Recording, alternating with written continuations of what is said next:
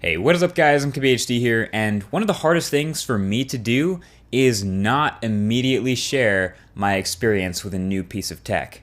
But I did it. Anyway, today is, from when you're watching this, a couple weeks ago, and this is the iPhone 6s Plus. So I'm not dropping my full review of this guy on day one, but that is actually coming very soon. But in the meantime, this is, I guess, your first unboxing from a couple days ago and my first impressions.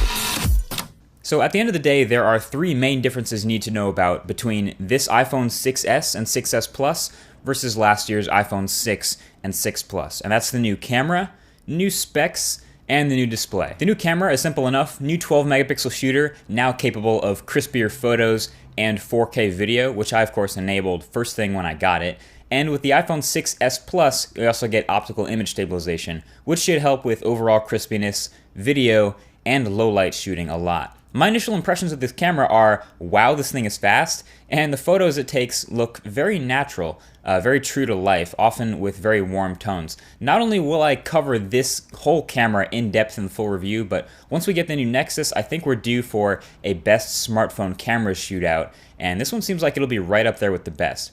The new specs were already announced at the event, but there was that lingering question of how much RAM this new phone had exactly. So of course I fired up Geekbench to test that out. The new A9 chip of course did very well on the benchmark itself if you care about that kind of thing.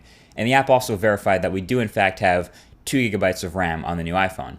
Overall performance so far has been very snappy, and you'd expect that with iOS, fresh install of iOS 9, and I've been getting used to some of its new features, most of which being Force Touch, or 3D Touch, the new pressure-sensitive display. So far, a few of Apple's apps are really the ones that are really best taking advantage of it, but I fully expect third-party developers to get on this quick and start building in 3D Touch functionality into their own apps. So it'll only be a matter of time before everyone's getting their new iPhones and everyone's learning how and when to Force Touch or 3D Touch over the next few weeks. So anyway, yeah, now you know. I've been using the new iPhone for the past couple weeks, and I'm nearly ready to post my full review by the time you watch this video, so that's coming soon. Be sure to subscribe to this channel if you haven't already to be one of the first to see that. And also follow on Twitter, since I'm now able to actually post day-to-day stuff like the battery life I'm getting and the photos I'm taking on this camera.